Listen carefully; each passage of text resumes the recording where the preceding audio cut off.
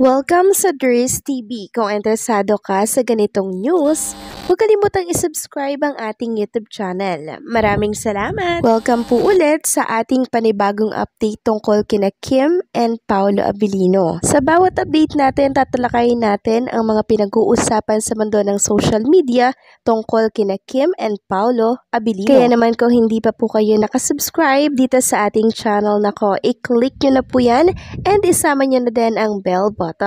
So, ayan, welcome back again sa ating YouTube channel mga ka-Kim Pao, and sa update natin ito, ang pag-usapan po natin ay tungkol sa mga importanteng kaganapan kina Kim and syempre kay Paolo Abilino. Pero bago po ang lahat, narito muna ang ilang mga napili nating komento patungkol yan sa naging previous update natin. Una komento mula po ito kay Ban849. Sabi niya, "Hello Miss Dries, grabe, todo love natin ang Kim Pao. Thank you so much. Sa pagbasa ng message ko, feeling excited lagi ako mag-update ng vlog mo. Kung sa bagay, ang Kim Pao naman ang magkasamang tandem at masaya tayo sa kanila. Always hoping and praying for their happiness." So maraming salamat no sa komento, Ban849, and syempre, thank you so much sa pagsuporta sa vlog ko tungkol kay Kim and syempre kay Paolo Abilino. So yes po, palagi pong magkasama si Kim and Paolo Abilino dyan po sa Cebu, at para nga daw pong hindi mapaglayo ang dalawa dahil meron pong sariling mundo. Yan po ay isa sa mga aking nababasa po mga ka-Kim Pao. Mula yan sa mga nakakita syempre siguro dyan sa Cebu. So dun pa lang sa balitang yon na hindi mapaglayo si Kim and Paolo, grabe naman yon, di ba? Sobrang nakakakilig naman itong si Kim and Paolo Abilino. Ano pa kung tayo mismo yung nakakita sa pangyayaring yon? Baka hindi natin kayanin, no? Yung kaspitan ni Kim and Paolo Abilino. And thankful tayo dahil talaga namang mapamalapit, mapamalayo sila. Hindi po nagbabago ang Kim and Paolo. Talaga naman pong love na love pa rin nilang isa't isa, at patindi po ng patindi yung pagmamahalan nila para sa isa't isa. So ito yung happiness kasi natin, 'di ba? Yung makakuha tayo ng good news, good vibes for Kim and Paolo dyan sa Cebu. So kahit malayo, meron tayong antena doon mga ka-Kim Pao. Kaya huwag kayong mag-alala, sagot na natin yung mga update sa kanila, okay? So maraming salamat sa komento, Ban849. Mag-iingat ka lagi. God bless ha. At ang second comment mula po kay Ma'am Arlene Cassie. Sabi niya, dagdag ko lang din Miss Dries, diyan sa comment ng isang Kim Pao fan, may interview si Boy Abunda kay Paolo noon. Noong sila pa ni Judy, tinanong siya kung si Judy na ba ang pakakasalan niya. Tagal bago siya sumagot, at ang sagot niya ay it could be. So doon pa lang, Miss Dries, hindi pa siya sigurado kung si Judy na ba kasi may hinihintay pa siya. Kaya noong malaman siguro niya na nagkakalabuan na si Kim and Sian, nagpakitang tao na lang siya sa love team nila ni Jay. So maraming salamat sa komento, Ma'am Arlene Cassis. Grabe yung pag-aantay ni Paolo Abilino, no? Inabot po ng 15 years bago po siya mapalapit ng tuluyan kay Chinita Princess. So ganun talaga yung sasabihin ng isang lalaki pag hindi pa talaga siya seryoso, hindi pa siya sigurado doon sa lalaking karelasyon niya dati. Kasi meron siyang iba na gusto mga ka-Kim Pao. Yun po yun. And ngayong ando na siya sa gusto niyang yun, syempre dito niya na po gagawin yung pagpapakasal, seryoso at pagbuo ng pamilya. Yan po yung inaantay natin mga ka-Kim Pao, na kung saan talaga namang ipagsi-celebrate ng buong Kim Pao Nation.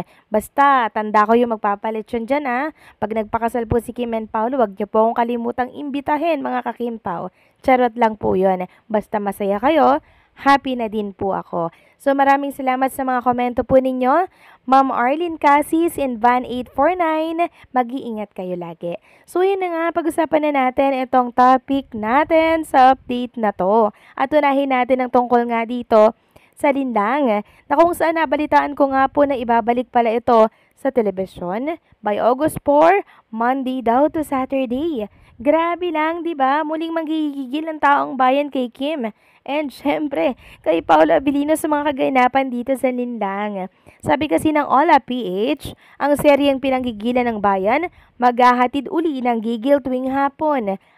#Linlang, simula August 4, Monday to Saturday, 2:30 p.m. pagkatapos daw po yan ng It's Showtime sa Kapamilya Channel, A to Z, at call replacing Wag Kang Mangamba. So, ayan, from Netflix mga kakimpaw, ibabalik ulit ito sa telebisyon. Grabe, di ba? Muli na naman tayong may ines kay Juliana mga kakimpaw. So, supportahan natin yan, okay?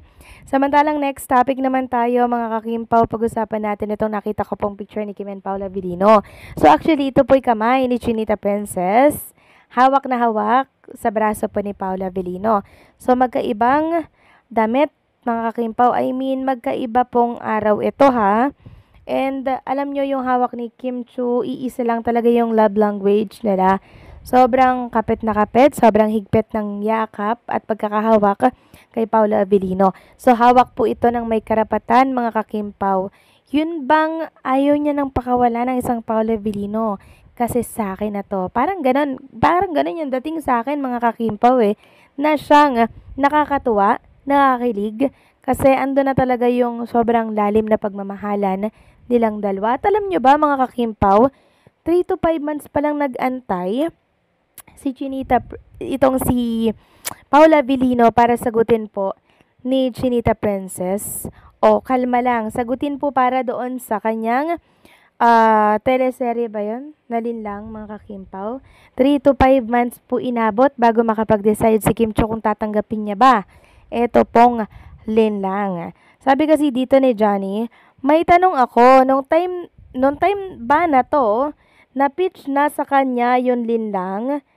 Then may nag-reply na, if I'm not mistaken, si Paolo alam na niya ang Linlang at nabasa niya na ang script that time. Alam na din niya na si Kim ang LL niya, pero si Kim di pa. Correct me if I'm wrong. Then may nag-reply pa na, wow, kaya pala iba na ang tingin at galaw ni Papi.